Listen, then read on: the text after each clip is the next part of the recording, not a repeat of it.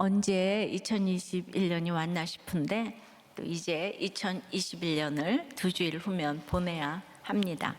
우리말로 전송하다는 잔치를 베풀어 작별하다라는 의미가 있어요. 자, 여러분은 잔치를 베풀어 2021년을 잘 보낼 수 있으시겠어요? 성령의 작정을 하고 성령의 감독자들에게 성령의 부탁을 하며 전송을 하면 잘 떠나고 잘 보내는 성령의 전송이 될 것 같아요. 그래서 오늘은 성령의 전송에 대해서 생각을 해보겠습니다. 첫째로, 목적지가 확실할 때 성령의 전송이 될 수 있어요. 1절, 2절에요.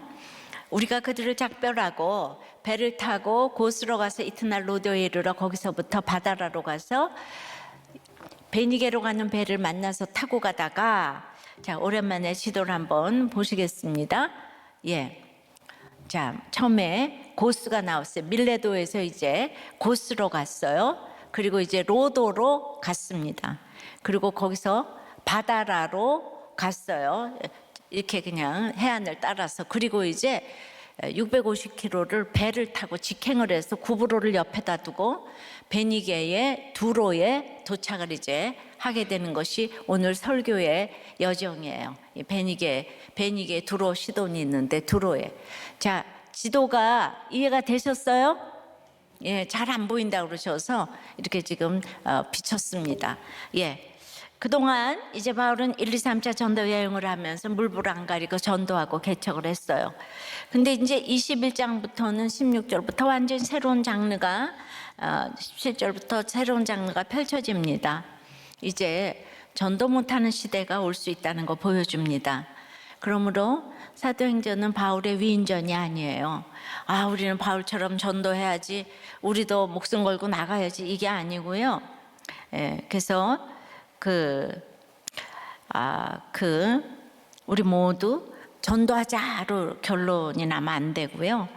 이제부터 이어지는 바울의 행적을 우리는 주목해야 합니다. 그래서 완전히 새로운 어떤 십자가의 사명이 시작이 되는데요.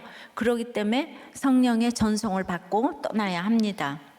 작별이라는 이 단어는 수동태로 쓰이면 딱 붙어있는 둘을 그냥 아주 고통스럽게 떼어내는 이 이별을 뜻해요. 그 어느 때보다 함께하는 우리가 필요한 상황인데 홀로 그 짐을 지셔야 하기에 그들을 떠나시는 그 주님의 모습을 지금 묘사하는 것이기도 해요. 그래서 어떤 일이 있어도 맡기신 사명의 길을 완주하겠다는 목적이 있기에 이 어려운 작별도 할 수 있는 것입니다. 그래서 에베소 성도들과 사랑하지만 지금 떠나는 작별을 했습니다. 그리고 아주 평범한 항로를 따라서 고스와 로도와 바다라를 지났습니다. 세계적인 전도자 바울이 가는데 고스에서도 로도에서도 바다라에서도 베니게에서도 다 알아보지 못합니다. 왜 그럴까요? 예, 이들은 금그릇이라서 예수가 필요 없다고 할 수 있지요. 그래서 가난한 자가 복이 있지요. 그래서 천국이 저의 것임이라고 했잖아요. 자, 고스는 밀레도에서 70km 떨어진 히포크라테스의 도시로 의학이 유명한 곳인데, 예를 들면 내 옆에 유명한 의사가 예수 믿는 바울이나 나를 못 알아보는 것과 마찬가지예요. 또 120km 떨어진 로도 섬에는 수사와 웅변의 큰 대학이 있습니다. 로스쿨로 본다면 유명한 판검사가 지금 못 알아보는 것과 마찬가지예요. 그 로도에서 다시 100km가량을 남동쪽으로 향하면 바다라에 도착을 하는데, 바다라는 수백 척의 그 선박이 머무는 곳인데 유명한 해운회사 회장이 바울, 또 예수 믿는 나를 못 알아본다는 거죠. 그게 너무 안타깝습니다. 예. 그들이 예수가 필요 없죠. 그러나 그들만 필요 없는 게 아니고 바울 쪽에서도 보면은 고스는 아름다운 경치와 맛 좋은 와인으로 유명하고 기후도 좋고 온천까지 있어서 로마 귀족들에게는 그야말로 인기 있는 휴양지였어요. 로도도 바다라도 지형과 위치 덕분에 해상 교통의 요지인 부자 도시였어요. 그러니까 예술과 교육이 아주 발달했지요. 그런데 그들도 바울을 안 보겠지만 바울도 이 유명한 이 섬들을 바로 갔다 그랬어요.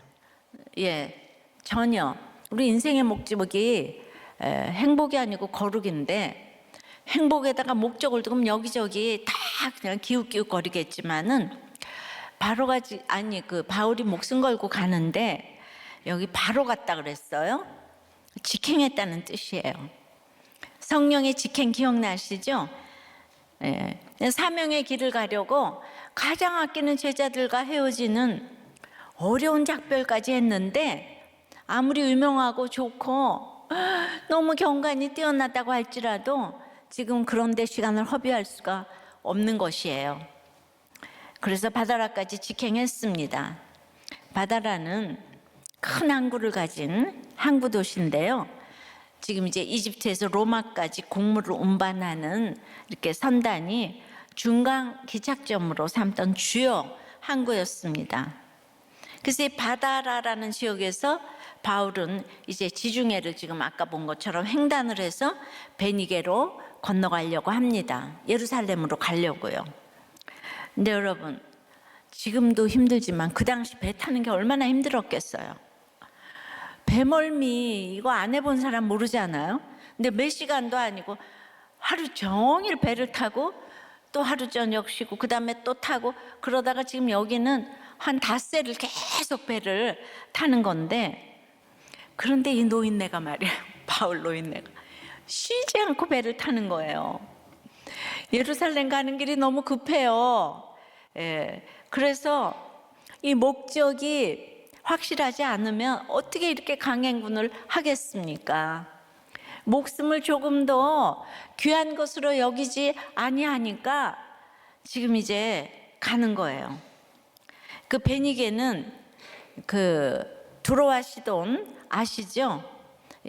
거기가 속해 있는 베니게 지역이에요. 근데 여기서 이제 그 두로와 시돈이 포함된 그 이스라엘 북쪽의 지역인데, 그 2절에 베니게로 건너가는 배를 만나서는 단순히 찾다, 이거보다는 강한 뜻으로 적극적으로 찾아서 발견했다는 뜻이에요. 그러니까 베니게 배를 바울이 막 너무 적극적으로 찾았다는 거예요. 왜냐하면 650km 이상 되는 엄청나게 먼 항해길이었기 때문에 큰 상선이 필요했습니다. 그러면 생각을 해봤어요. 하나님도 너무하시지. 지금 바울이 다른 것도 아니고 선교 보고하러 가는 것이잖아요. 근데 1차, 2차, 3차 전도 여행하고 지금 얼마나 피곤하고 지쳐 있겠어요. 그러니까 이때쯤이면 초월적인 주님의 그 능력으로 짠하고 반짝 들어서 바울을 딱 베니게로 옮겨주시면 안 되겠습니까?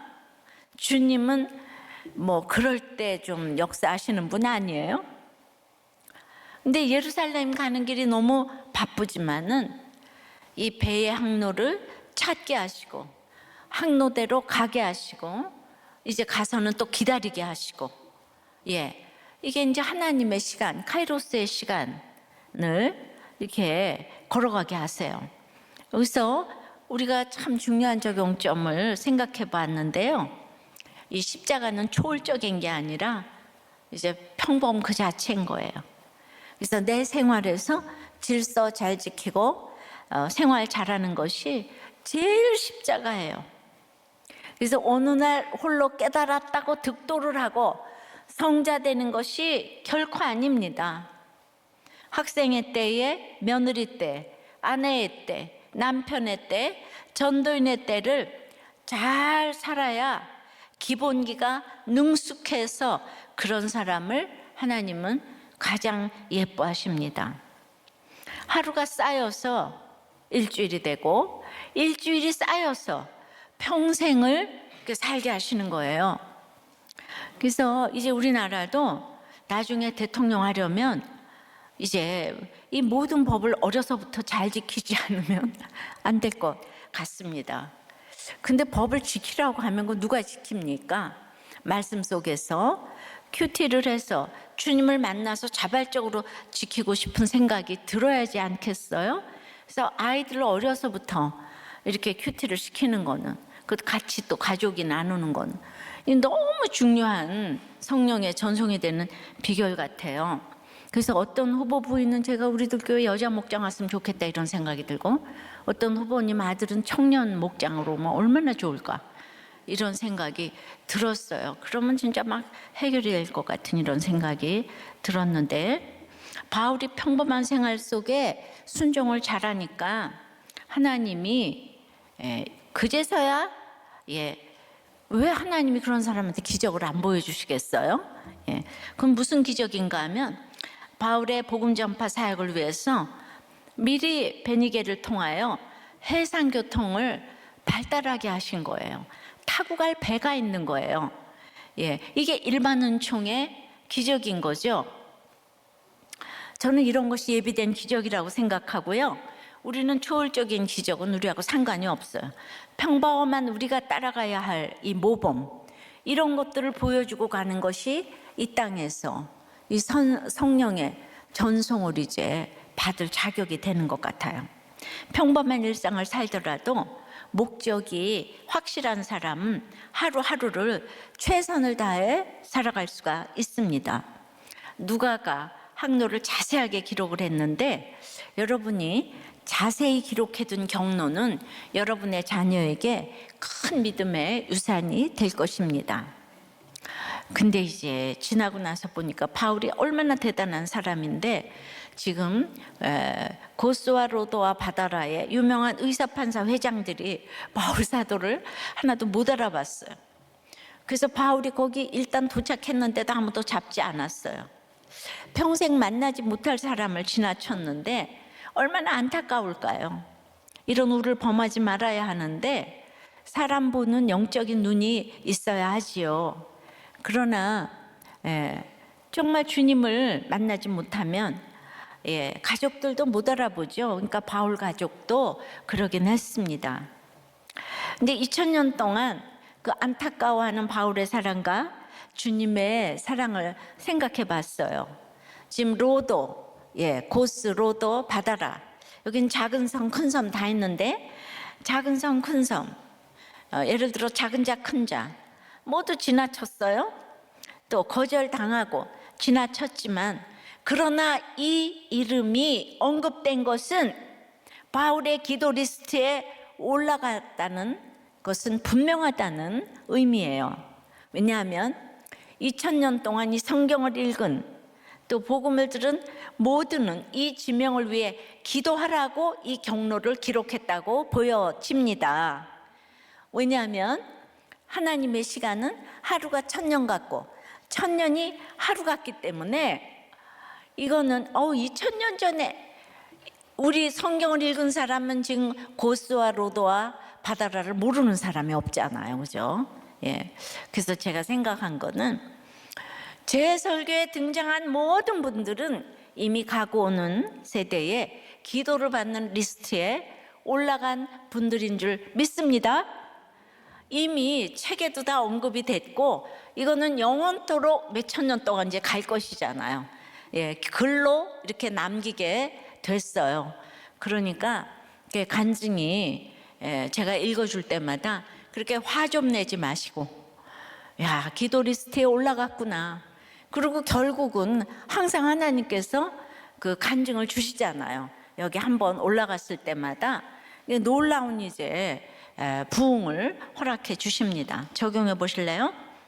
여러분은 인생의 목적지가 확실합니까? 그래서 평범한 일상을 잘 살고 있습니까?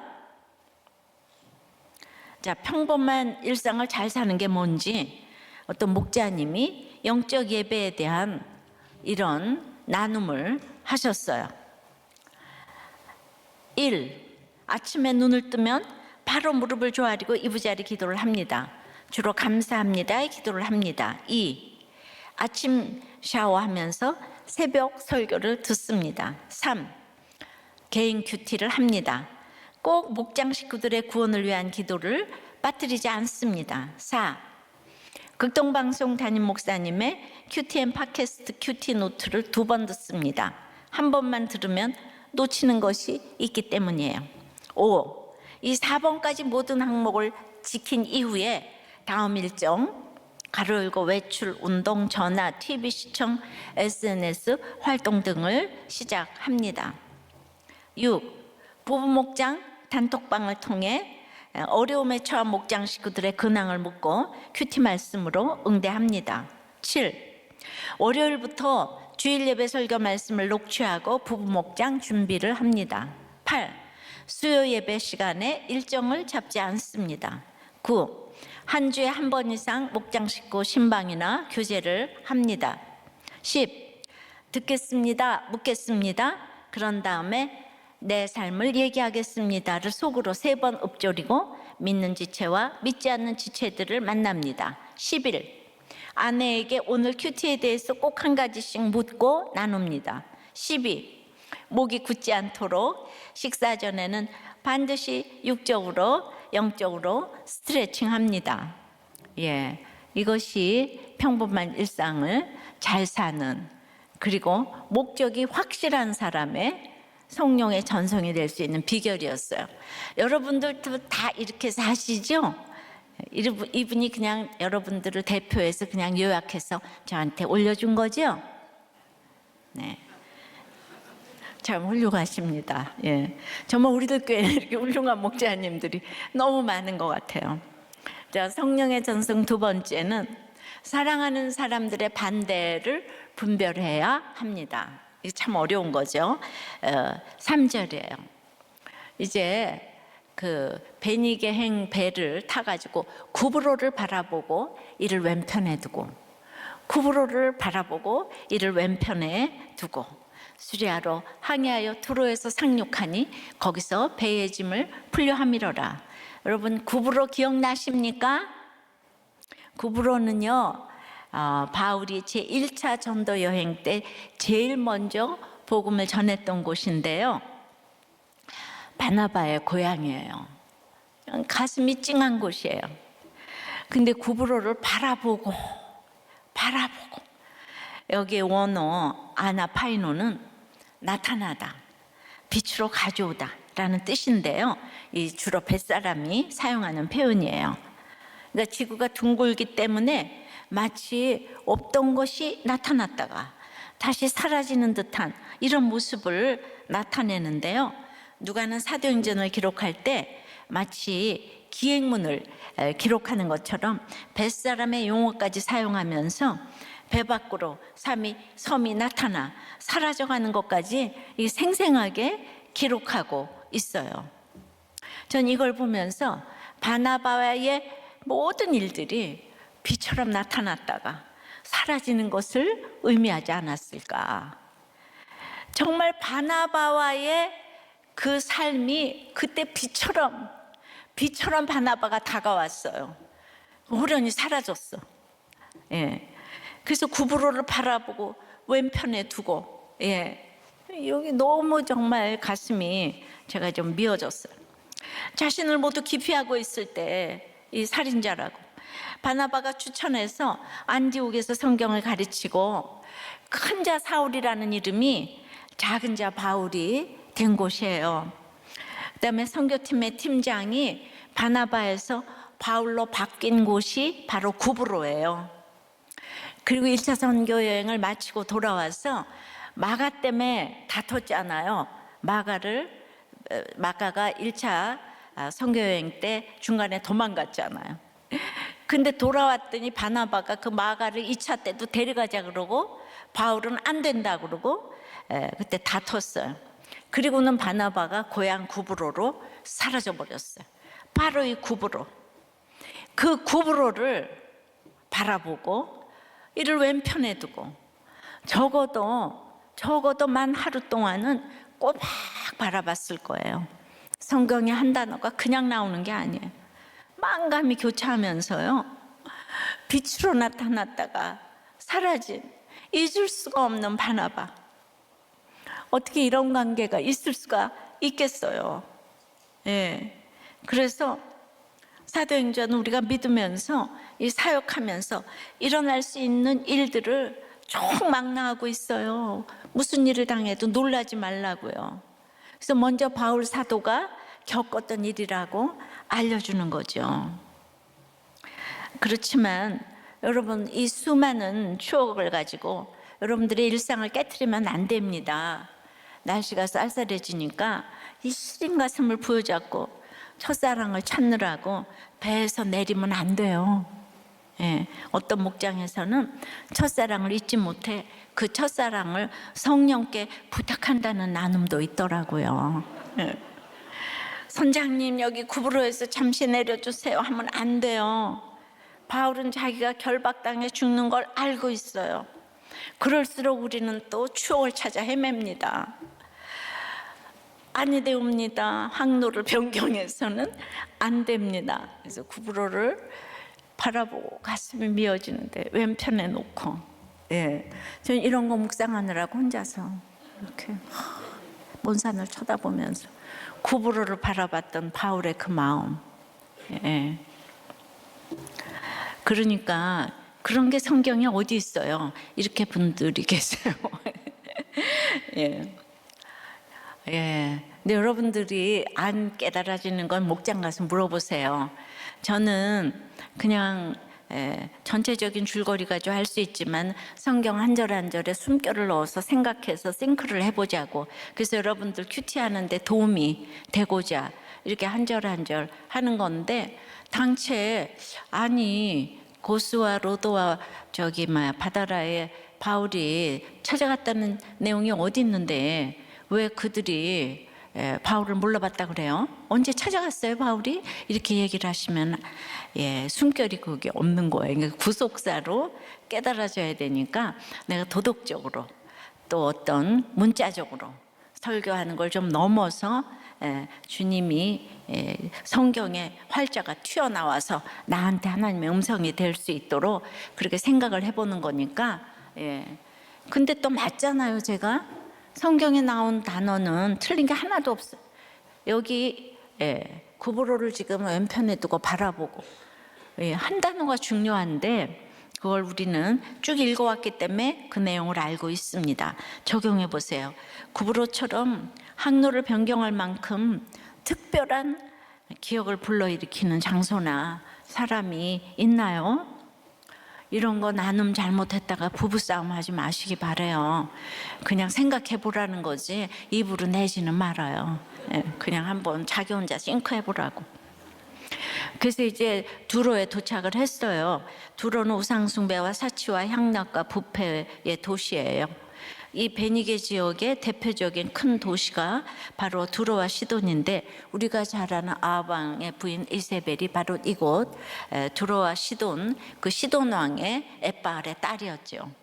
옛부터 바알 숭배와 아세라 신앙이 팽배한 곳이었는데, 다윗 당시에는 이스라엘과 우호 정책을 맺어서 백향목으로 궁전을 지어주고 성전을 지어준, 그래서 도움이 되기도 한 적도 있어요. 두로왕 히람 기억나죠? 주전 65년에는 두로는 로마의 예속이 되어서 아주 자유무역 도시가 되어가지고 그냥 이 다양한 만남에서 오는 가치관의 혼란으로 이 지역 사람들은 각국의 여러 우상을 섬기면서 도덕적, 성적으로 아주 타락의 운상이 되었어요. 그러니까 어쨌든 어떻게 이렇게 주전 2500년 정도의 그 건설된 두로 이렇게 계속적으로 부여할 수가 있는지 모르겠습니다. 그러나 지금은 자치도 없어졌어요. 부여하면서도 끊임없이 이스라엘의 원수 역할을 했죠. 자, 두로에서 짐을 풀려고 했다는 것은 그 배가 이제 그 650km로 왔으니까 그 곡물을 일단 다 내려야 돼요. 그러니까 바울도 거기서 짐을 풀어야 돼요. 그래서 이제 4절에 제자들을 찾아 거기서 1회를 머물더니 4절입니다. 그 제자들이 성령의 감동으로 바울더러 예루살렘에 들어가지 말라 하더라.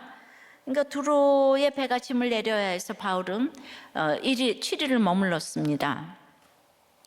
너무 이상하지 않아요? 3년 동안이나 피땀과 눈물로 목회했던 에베소에도 시간이 아까워서 들리지를 못했어요.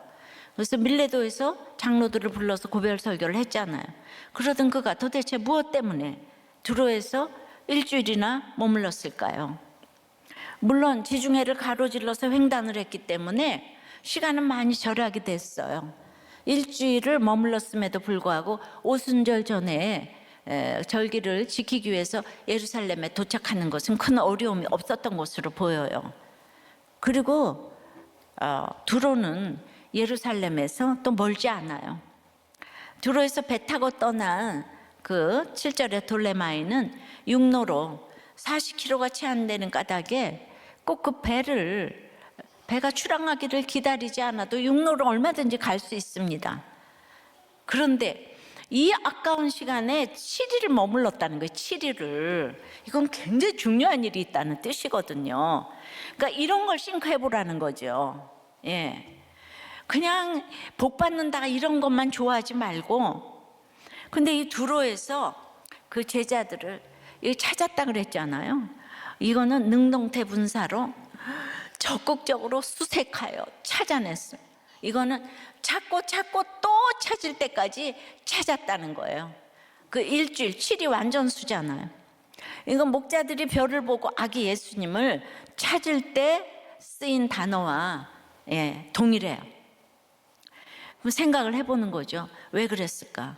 두로. 그래서 앞뒤에 성경을 많이 알고 있으면 굉장히 깨달음이 풍성하고 적용이 풍성해집니다. 이 공동체는 사도행전 11장 19절에 보면 아마도 스데반의 일로 일어난 환란으로 그 바울이 앞장서 기독교인들을 잔멸했잖아요. 그때 흩어진 자들이 베니게와 구브로와 안디옥까지 이르렀다고 했으니까 그 박해를 피해서 이방 땅, 이 베니게에 두로까지 온 사람들이었을 거예요. 거기서 이제 교회 공동체가 세워진 거죠. 그럼 여러분들 또 띵크를 해봐야 되는 거예요. 그러면 바울의 잔멸을 피해서 그 환란을 피해서 다 흩어졌다고요. 그런데 그 사람들이 바울에 대한 인식이 좋을까요? 나쁠까요? 두로의 공동체가 바울에 대한 인식이 좋을까요? 나쁠까요? 박해를 피해서 지금 갔다고 그랬잖아요. 생각을 좀 해요. 좋을까요? 나쁠까요? 당연히 나쁘죠. 그러니까 많은 세월이 지나도 그들의 부모가 바울에게 다 잔멸을 당하고 이랬으면 그 나쁜 기억은 오래 가잖아요. 더구나 여기는 예루살렘에서 가깝기 때문에 급히 피할 때니까 많이 있을 거예요. 그러나 두로는 바울이 그래도 여기가 너무 자기가 잘못한 곳이긴 하지만은 그래도 자기가 이렇게 희망을 거는 거는 그 전에 마가복음 7장에 예수님이 그 수로보니게 여인의 그 귀신 들린 어린 딸을 갖다가 귀신을 나가게 하신 곳 또 기억나시죠? 개들도 상에서 떨어진 거 먹나이다 하는. 그러니까 거기서 그 귀신 들린 딸의 귀신이 나갔기 때문에 그곳에 그것을 보고 주님을 영접한 주님의 제자들이 그래도 있을 거란 말이에요. 그러니까 이걸 희망 삼아서 바울은 그 사도행전 15장에 1차 선교 여행이 지나고 안디옥의 살례 문제로 이 바울을 예루살렘에 보냈죠. 바나바하고. 그때 예루살렘 가는 길에 이 베니게의 두로 등에 들렸어요 또. 그래서 믿음을 격려한 적이 있습니다. 여기가 문제만큼 음란한 지역이지만은 바울은 이 두로의 예수님의 제자들을 이 10년 만에 또 찾아 나섰어요. 그러니까 두로에 지금 공을 아주 들이고 있습니다. 왜 두로에 공을 들이고 있을까요? 지금 바울은 너무 중요한 일정으로 예루살렘에 선교 보고를 하러 가는 길이지만요. 예루살렘 가까운 두로에 자기를 알고 자기가 잔멸했던 사람들의 자녀들이 많이 있을 확률이 높죠. 그러니까 왜 그러면 고스나 로도나 바다라는 지나쳤을까? 거기는 예루살렘에서 650km나 떨어져 있잖아요. 그러니까 바울의 스데반 사건을 모르는 사람들이 압도적으로 많죠. 그러니까 거기는 모두 지나쳤어요. 근데 이제 예루살렘의 행이 가장 지금 중요한 행선지인데 거기에 가까운 두로에 지금 이제 딱 진입을 한 거예요. 예. 왜 제자들을 찾았을까요? 이 주님의 제자들을 찾고 또 찾았어요. 가해자로서 피해자에게 진심으로 용서를 구하고자 했을 거예요. 이 문제를 해결하지 않으면 안 돼요. 사과 정도가 아니고 내가 살인자라고, 내가 주님을 몰라서 그랬다고, 내가 율법에 열심이었지만 주님을 몰라서 내가 당신의 아버지 엄마를 죽인 살인자라고, 그런데 주님이 나에게 찾아오셨다고, 빛으로 찾아오셨다고 이 간증을, 복음 간증을 했을 거예요. 지금 1, 2, 3차례 다 지났으니까 바울은 이제 너무 성령이 충만하고 그 노고를 이끌고 너무 진심으로 사과를 하니까 여기 4절 후반절에 그 제자들이, 다시 보세요, 제자들을 찾아가고서 이래를 머물더니 그 제자들이 성령의 감동으로 바울더러 예루살렘에 들어가지 말라 하더라. 예. 성령의 감동이 임했어요. 수십 년 동안 해결되지 못했던 감정들이 복음 안에서 피해자도 가해자도 없게 되니까 제자들의 중심에 이 성령의 감동이 일어난 것입니다. 그러니까 하나님께 내가 회개를 하고 간다면 아무리 오래 지났다고 해도 넘어가서는 안 되는 관계가 있다면 눈물로 회개를 해야 되는 거예요. 지금 내가 예루살렘에 왜 갑니까? 이 기가 막힌 관계가 해결이 안 됐는데, 그러므로 우리가 이제 간증하는 것은 바울이 간증했잖아요. 예. 그리고 우리가 지금 나와서 간증하는 건 이거 다 하나님 앞에 하는 거예요. 사람 앞에 하는 게 아니야. 하나님 앞에 하는 거예요. 어떻게 할 수가 있겠어요? 이 강단에서 간증을 하는데, 여러 날 동안 피해자였던 그들이 그 여러 날 지냈어요. 바울이 일각이 여삼춘데 여기서 여러 날 지냈어요. 두로에서 피해자였던 그들이 이제 바울을 더 걱정합니다. 내가 가해자임을 끝없이 인정하고 찾고 또 찾아 용서를 구할 때 이 성령의 감동으로 모든 관계가 회복되며 갈 때 이 성령의 전송이 이루어져서 보냄이 이루어지는 거죠. 그런데 내가 이런 관계를 해결하지 아니하고 나는 복음 위에 죽기로 했어. 그 주변 사람들하고 상관이 없어. 이런 사람들은 성령의 전송을 받을 수가 없는 거예요. 보내고 떠나는 것이 아름다워야 합니다. 그러니까 바울은 지금 죽기로 나가기에 내 체면과 자존심이 없어요. 오직 복음을 위해 찾고 또 찾아 용서를 구하는 거죠. 그때 주님께서 이 성령의 감동으로 어그러진 모든 관계를 회복시켜 주시며 피해자의 축복과 눈물까지도 허락하시며 성령의 전송으로 나가게 하십니다. 그러니까 예루살렘의 큰 일을 앞두고 두로의 화해가 큰 표징으로 여겨졌으리라고 생각합니다. 여러분들은 지금 이렇게 용서가 안 되는 일이 뭐가 있으십니까? 그리고 이제 환난과 결박이 기다리고 있는 예루살렘에 들어가지 말라고 이들이 바울에게 진정으로 얘기를 하는 거예요. 여기서 성령의 감동으로 들어가지 말라고 만류하는 원어는요, 권유한 정도가 아니에요. 이게 미완료로 줄기차게 명령했다고 그래요. 우리가 지난번에 읽었던 개역한글 성경에는 아예 이 성령의 감동을 성령의 지시라고 번역을 해놨어요. 바울을 사랑하는 인간적인 심정으로 예루살렘으로 올라가지 못하도록 바울을 그냥 지속적으로 권면하는 거예요. 성령의 감동이 뭡니까? 결국 사랑의 언어지요. 아기는 아기 수준에서 사랑을 하는 거죠. 바울 선생님이 예루살렘에 가면 환난과 결박이 기다리고 있다고 지금 눈물의 고별 설교를 하는데, 그들이 지금 이제 피해자였지만 화해를 하고 나서 너무 이제 화해를 하고 바울과 하나가 됐는데, 바울은 이제 예루살렘으로 이제 간다고, 내가 죽으러 간다고 얘기를 하니까 그럼 잘 가세요 이러면 그게 화해를 한 거예요? 여기 죽으러 간다고 그러는데 그럼 안녕히 가세요. 제자들은 그러면 안 되죠. 그럼 화해한 사람은 그래도 그러면 안 되는 거잖아요.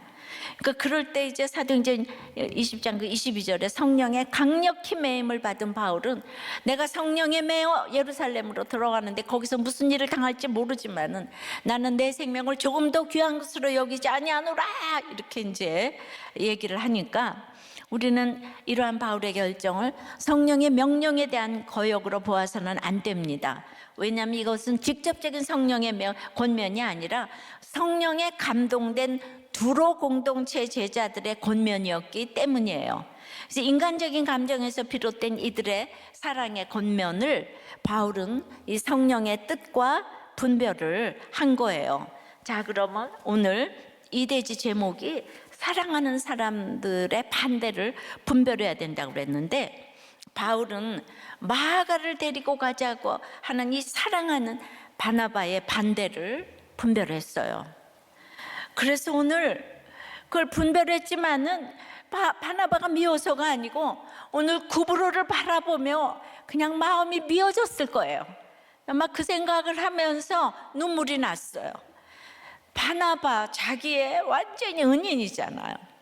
근데 다른 사람들은 바울 너무 못됐어, 어떻게 바나바하고 바나바 말을 듣지 않을 수가 있어요, 이러는 거예요.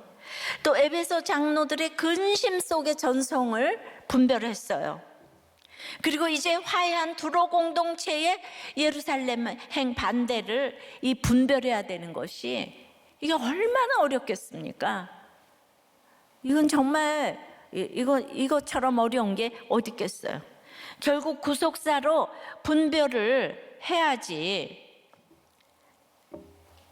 잘 떠날 수 있는 것이고, 그렇게 떠났기에 영원토록 성령의 전송이 되는 것이죠. 그것은 자신에게 사명을 주시고 감당케 하시는 성령의 인도함이었던 것입니다.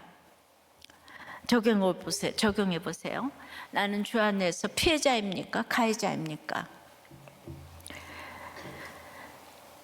그래서 사랑하는 사람의 반대를 분별합니까? 이게 엎어집니까? 네. 이게 구속사예요. 그래서 지금 분별은, 이 성경을 모르면 참 분별이 안 될 것 같아. 그 성령의 전송 세 번째는, 사람은요 끝이 좋아야 합니다. 시작이 아니고 끝이 좋아야 합니다. 5절에 이 여러 날을 지내는 우리가 떠나갈새 그들이 다 그 처자와 함께 성문 밖까지 전송하거늘 우리가 바닷가에서 무릎을 꿇어 기도하고. 이 두로의 제자들의 사랑을 분별하는 거 정말 어렵죠. 왜냐하면 내가 가해자로서 회개를 했는데 그들이 가지 말라고 막 강력하게 명령하는데 나는 떠나겠다 그러면 너 잘못했다는 거 뭐야, 왜 내 말 안 들어, 이럴 수 있잖아요. 그러니까 그냥 너무 힘들었을 거예요.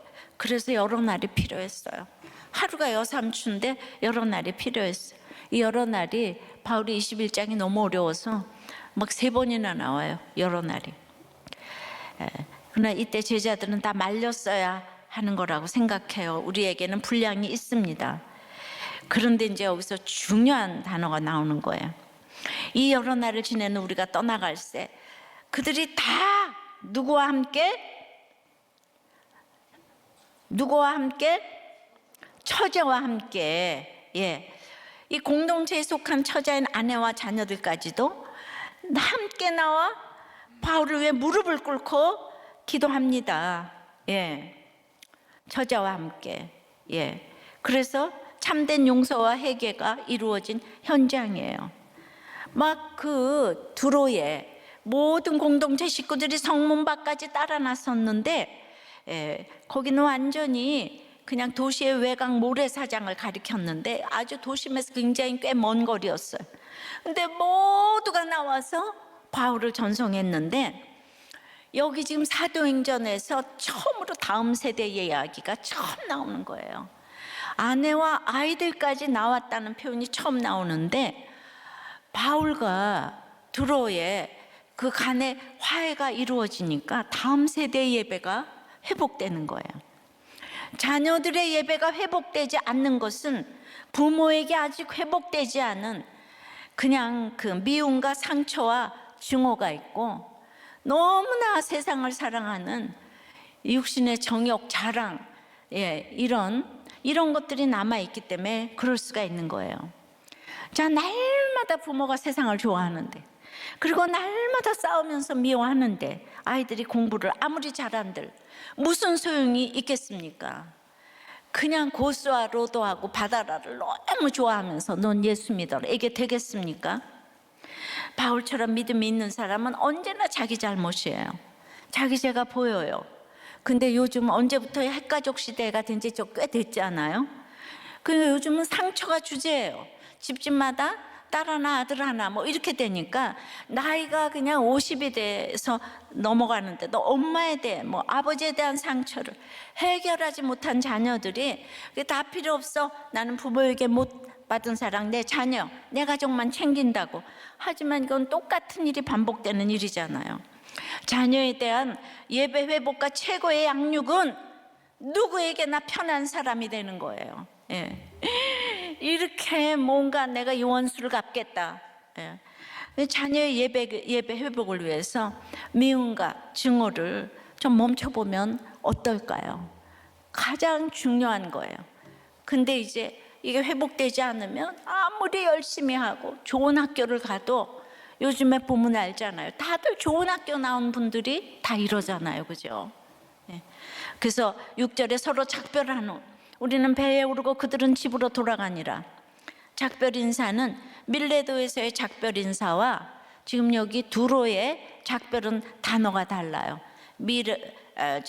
밀레도의 작별은 오랜 동역자로서의 결속감을 가진 자들의 사랑의 작별이고, 두로의 작별은요, 일주일간 이루어진 작별이잖아요. 그러니까 굉장히 다정하고 친근한 사이에서 행하는 가벼운 작별. 참 언어는 기가 막혀요, 이렇게. 그러니까 일주일 동안에는 아무래도 그 작별이 좀 가볍겠죠. 그러나 그만큼 친근해졌다는 의미입니다. 그래서 그들은 집으로 돌아가면서 적용들을 했을 거예요.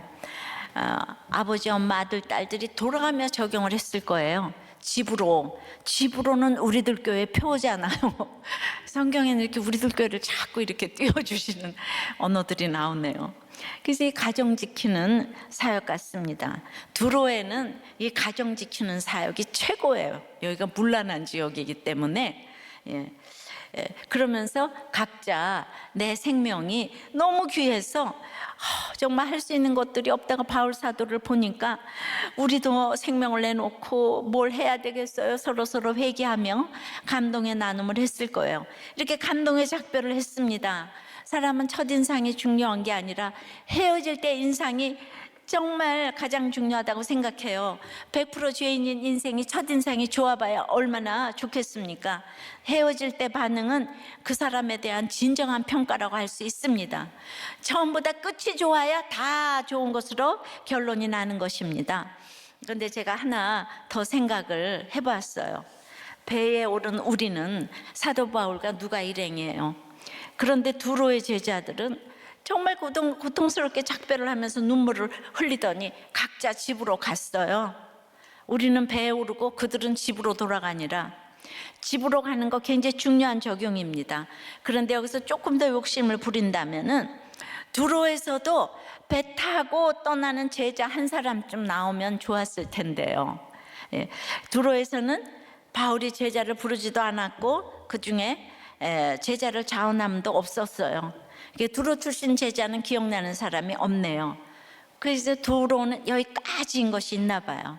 근본이 너무 부자이고 유리성에서 화려하고 찬란하고 음란하게 살아서 그럴까요? 그래서 여기서 그냥 이 6절을 그냥 지나갈 수도 있지만 이렇게까지 생각을 좀 해볼 수도 있고, 언제나 선교를 하든 전도를 하든 눈물을 흘리며 화해를 했지만 배에 오르는 우리가 있고 집으로 돌아가는 그들이 있습니다. 대부분 가정을 지켜야 하지만 배에 오르는 그 우리, 소수이지만 그 우리도 있어야 합니다. 드디어 두로에서 잔치에서 작별하는 성령의 전송이 된 줄 믿습니다. 예, 적용해 보세요. 여러분은 시작만 잘합니까? 마무리를 잘합니까?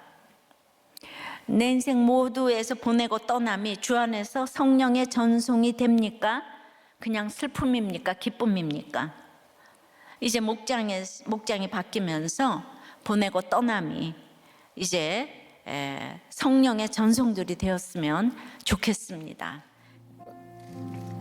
주여, 보내고 떠나고 하는 이 모든 일들 가운데 성령의 전송이 될 수 있도록 이제 대선이 앞에 있고 또 성령의 전송으로 떠나고 남게 되는 이 지도자들이 있을 터인데 참으로 해석이 돼서 해결이 잘 되는 대선이 되며 그런 한 사람의 위정자가 이런 차별금지법과 또 태아생명법이 제정될 수 있도록 그런 아버지 한 사람의 지도자를 주님 허락하여 주시옵소서.